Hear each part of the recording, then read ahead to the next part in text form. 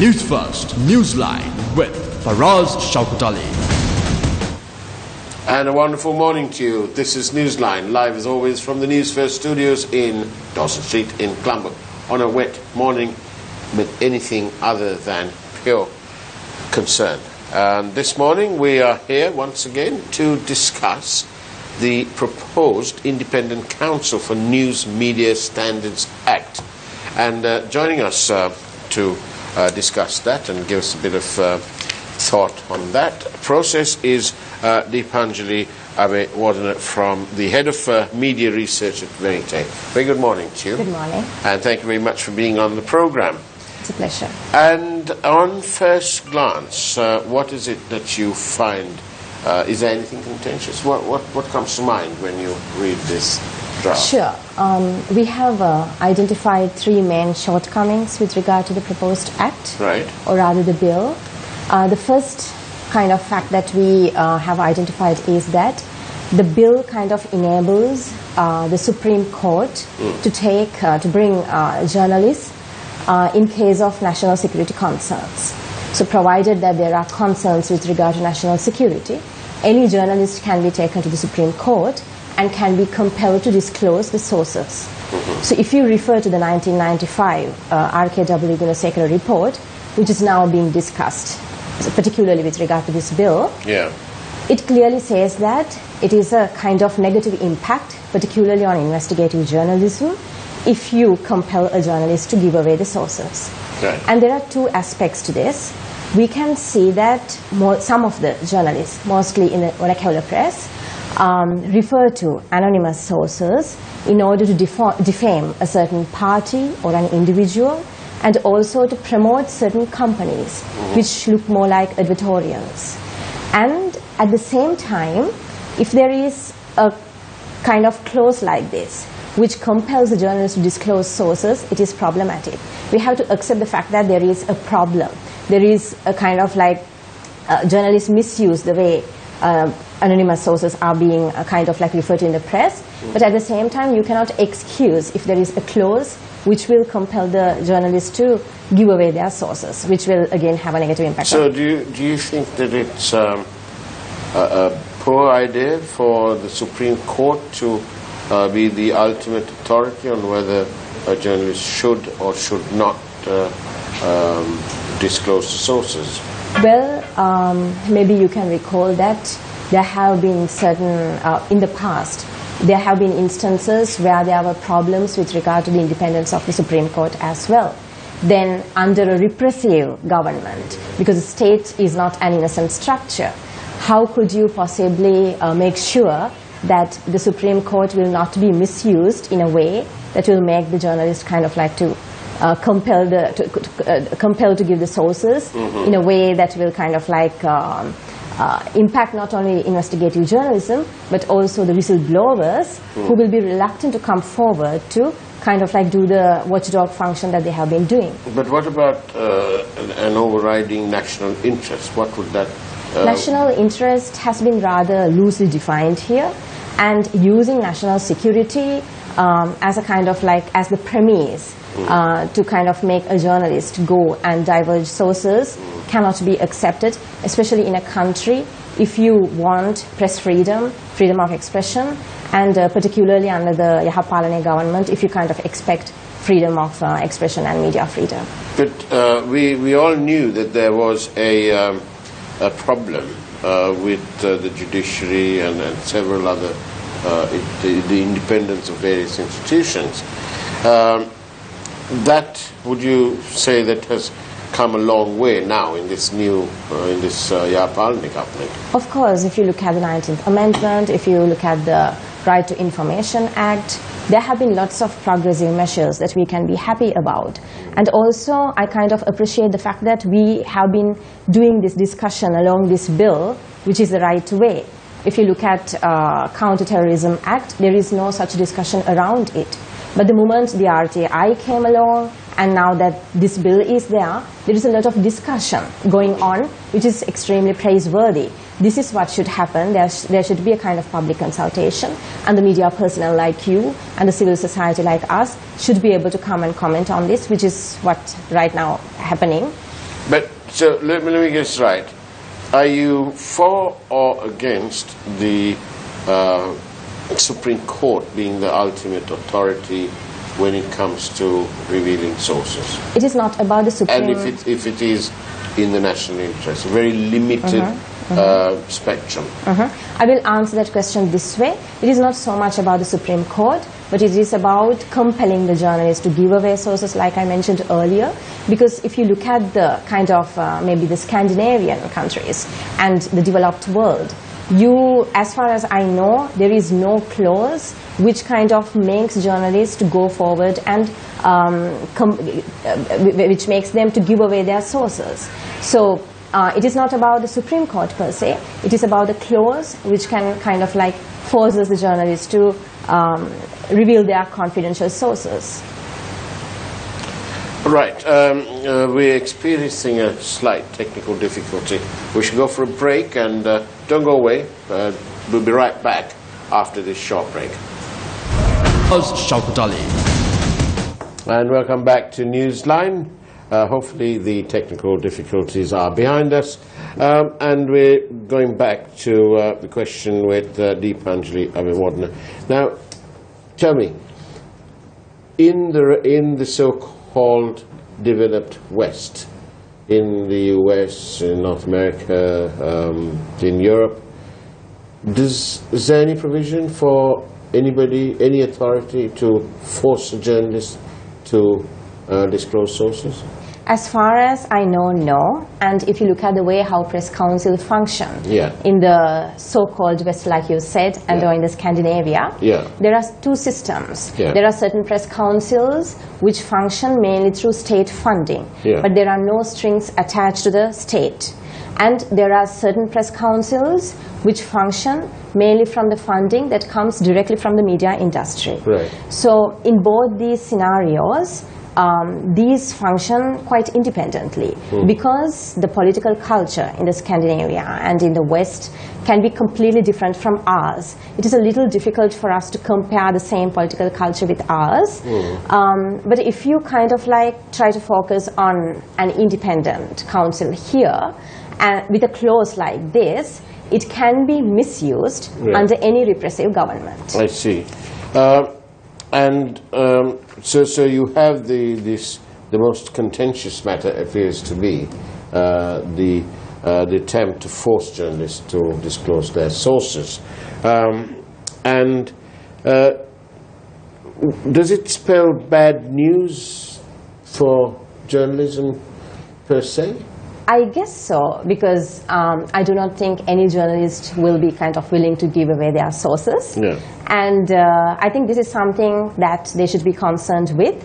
And there have been public consultations around the bill, and I have taken part in 7 out of the 9 consultations, if I remember right. And I have raised these concerns at each of those public consultations. And some of the journalists kind of understood it, whereas others welcomed regulation. So this is something that has to be debated like this. In your view, why does the government want this act? Well, I do not have an easy answer for that. We have to accept the fact that there are ethics violations happening in the print media and also in the broadcasting media. I would not go to comment so much on the broadcasting media, but if you kind of look at this platform we are running called Ethics Eye, where we look at 4 Sinhala newspapers on a daily basis to see the kind of ethics violations that happen, you can always see gross violations happening, especially with regard to the portrayal of women and with regard to kind of a portrayal of victims of rape and murder. And also, if you look at the way how certain religious groups and ethnic communities are again perceived in the press, there are gross violations happening on a daily basis. And we have been able to kind of bring about a drastic reduction in some of these gross violations, mainly through Ethics Eye. But because there is a problem, clearly, with regard to media ethics, it does not give license to anyone to kind of come and regulate media, hoping that there will be kind of like a better situation afterwards. Okay, so there are cases where you all have concerns. Of course. But has the government got its priorities right in this matter? Well, if I answer it like this, we have, given the fact that there is a disease, there is a problem, Yeah.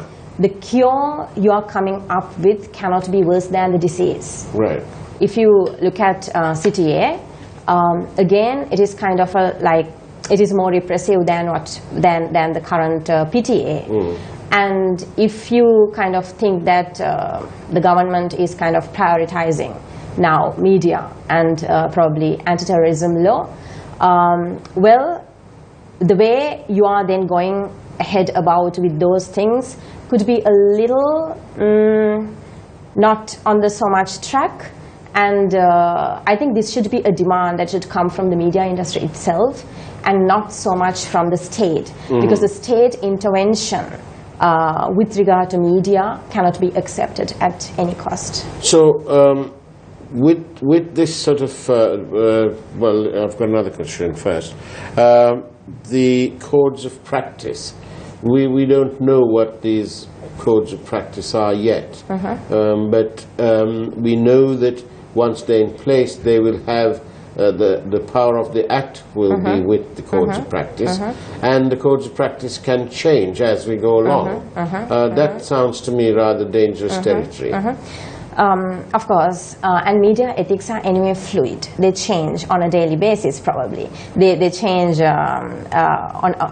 they kind of like differ from case to case sometimes. You have to look at the way how certain incidents will kind of like affect public interest. Whether you should report this or not is something that you have to determine on a daily basis looking at globally accepted media ethics.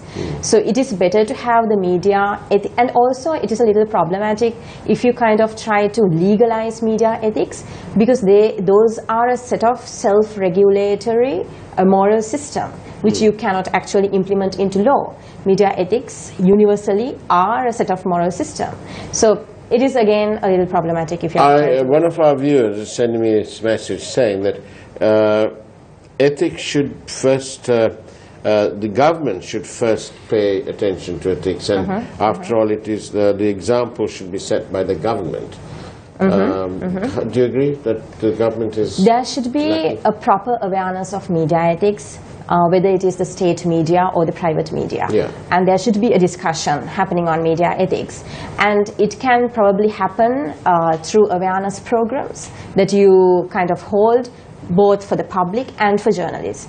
And training could perhaps be a kind of like an area that you can focus on with regard to increasing or enhancing the awareness of media ethics among journalists and among editors. And sometimes we know that we are being told sometimes when we go to training programs that it is not the journalist sometimes who makes the mistakes, but at the editorial level, certain when they include a headline or something like that, certain mistakes happen. So I think we need to include both editors, journalists, both juniors and seniors, and have a broader discussion on media ethics rather than waiting for the state to come and intervene. With the government, do you agree that with these various sort of adventures, the government, this unity government, this Yapalna government, is taking Sri Lanka towards greater authoritarianism? Well, I'm not in a position to answer that question directly, but just by looking at media reforms. But if you look at both media reforms and probably the CTA, which is happening in discreet, where there is no transparent discussion like this, then probably you are providing the state with a toolkit for suppression. The charge of greater authoritarianism was pretty much rife in the previous government, and when this government came in on this sort of bandwagon of good governance, there was great sort of expectation, and certainly the media appear to have a great freedom to report and so on. But when we examine this bill, obviously it seems the other way around. that there seems to be a concerted effort to sort of impinge on that freedom. What can we do? This is obviously the first discussion draft. Is it right that there's so much of opposition at this stage, so much of concern at this stage? Like I said earlier, I think it is quite positive that we are having this discussion on the draft bill, rather than having a bill that will be passed secretly. And having public consultations, having discussions of this kind, I think we are on the right track. And it is by having these debates that we can actually kind of pressurize the government, perhaps, to change certain clauses and to rethink about, to reconsider the bill. So I think we can be hopeful of the fact that there is a debate going on about this. Are you hopeful that the government will actually sit up and listen? Well, I'm not in a position to comment on that. Yeah, but what about I mean, if the media are unable to report on everything without fear of disclosing their sources and so on, for example, if we look at the current examples of where this freedom has what it has enabled, the most striking matter in this government is, of course, the matter of the central bank and its bond issue. Now, almost all the information that came out from there, the initial report that was leaked by somebody from the central bank and then took this whole thing to a different level, would never have come out if the whistleblower thought that the person he's giving it to is going to have to disclose the source. So isn't that another very important consideration? Investigative journalism will probably die an unnatural death. Like I said earlier, protection of whistleblowers is a key thing for investigative journalism, and it can be safeguarded only when you kind of can make sure a journalist that they do not have to disclose their sources at any cost. And like I said earlier, there are three major shortcomings that we have identified. If you look at the second shortcoming that we have identified, it is with regard to the independence of the proposed council, mainly because the appointments are done by the Constitutional Council on the recommendation of the President. So both the Constitutional Council and the President are a part of making the appointments. So we all know that there are already 7 MPs sitting in the Constitutional Council. So 7 politicians. Exactly, 7 politicians. So then it raises a question as to how independent a council will be if nominations are coming from such a body and also then from the President. So these are the questions. So I think we should not limit our scope just to the disclosure of confidential sources. There are other aspects, like the one that I mentioned right now, that we need to focus on when we kind of question the draft bill. Right. So what was the third point? Third one is that the council says that if someone thinks that they have been subject to defamation, they are first required to go to the council, which will determine whether this has been a case of defamation or not. Then you are free to go to the court. So litigation is a basic right for any citizen. You should be able to freely go to any court without having to go to a council first. So this is also something that has to be kind of looked at. And that's what I mean by this growing sort of authoritarianism, because we have this, we had a committee which would sort of pre-look at complaints which were destined for the FCID.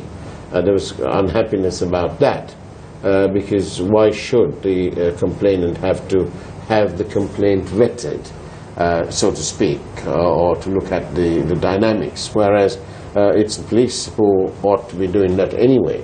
So that's what we mean about this sort of growing authoritarianism, even though this government has sold a brand that includes openness and so on.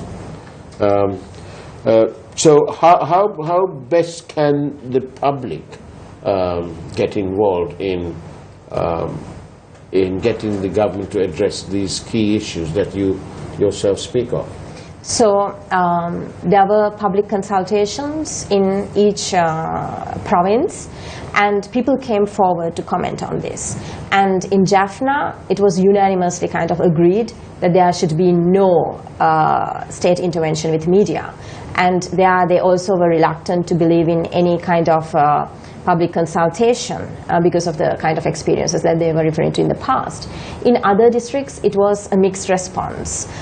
Some people embraced media regulation, whereas others were skeptical. So I think what has been happening now is quite positive, where people have been able to comment on it. Drafts were available both in English and Tamil, and also in Sinhala, in all three languages. I think what you are doing should be kind of like continued, raising awareness, talking about this during public debates and on news. So people are kind of like made aware of an existence of such a draft bill, so they can come and comment on it if they want. We have another question from one of our viewers is asking, what about foreign influence on the government? Does our guest believe it so or not? Do you believe that there's foreign influence? Well, I'm not in a position to answer whether there is foreign influence. What do you believe? Well, I don't know. The state is obsolete now. You cannot kind of think that there are states which are completely devoid of influence of each other. It is a globalized world, a kind of like a global village where each state influences each other. Do you think that it's a bit of give and take, do you? It works kind of both ways in certain cases, I guess. Right. Well, thank you for your questions. Do keep sending them in. And there's another one that talks about ethics and says that when you're talking about ethics, it's the government who should first be practicing ethics, and then by example it will filter down to everybody else. Good point. We have come across ethics violations in the state print media, and if you look at certain ethics violations, sometimes it is alarming to know that even the state media are kind of making these gross violations. In certain cases, you can feel that, well, the state media are better than the rest of the vernacular press sometimes, in certain cases. So I think, setting an example is good, but we can't expect the state media to lead the way. The moment you say that there are the state media, you kind of immediately speak of media capture. In a country where you have the state media, that itself is a problem. So I think we have to have universally accepted media ethics that are being practiced by everyone across the press and across the electronic media, so that we do not have to kind of depend on the state media to lead our way. No, nobody. I don't think anyone's depending on the state media. If at all, I think they may, if they want to get proper news, they may watch our network. We've obviously been at the forefront of being attacked and bombed and so on and so forth, and being very much the victim, and they haven't kept us down. But how important is having a council? Well, like I said earlier, councils can be problematic in countries where there are no probably transparent and well-functioning political cultures. It is not so much about establishments, it is so much about kind of sticking to media ethics, which are self-regulatory.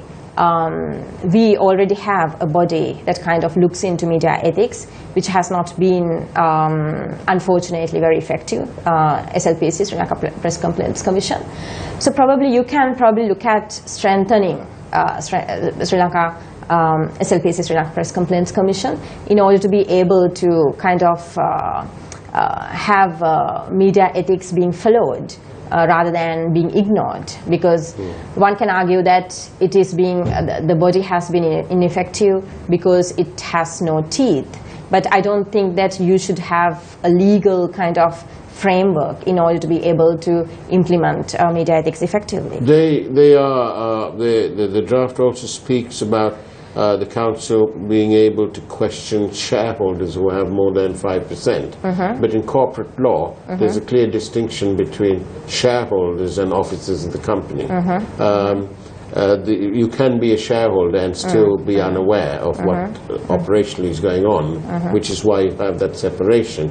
But in this draft, it sort of ignores that the corporate element of the laws and wants to question any shareholder who has over 5%. That sounds to me as being rather odd, because you have that, in corporate law you have one bit, and in this bill proposes something quite different.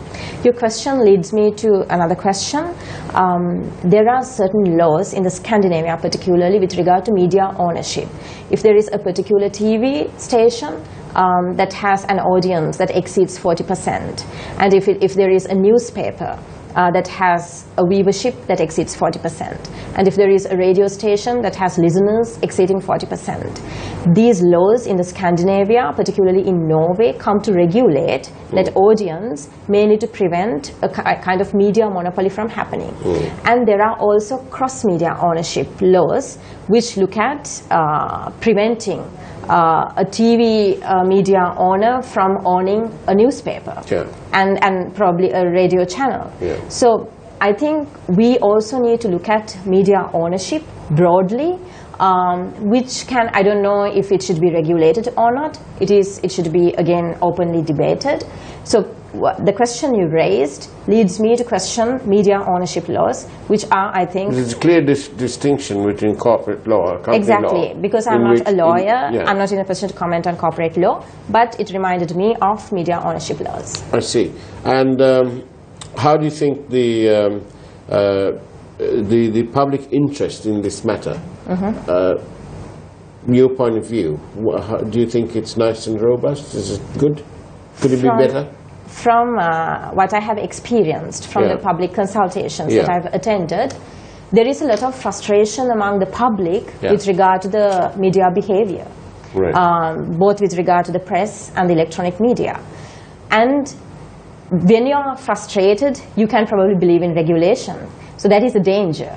So I think it is high time for the... But are you happy with the level of interest this proposed Standards Act is generating? I think it should be enhanced further. While it is praiseworthy that there have been public consultations, I think there should be more and more discussions around it. Wonderful. Deepanjali Abhiwardene, thank you very much for being on Newsline. Thank you for having me here. And that's about it from Newsline this morning on Tuesday the 11th of July 2017.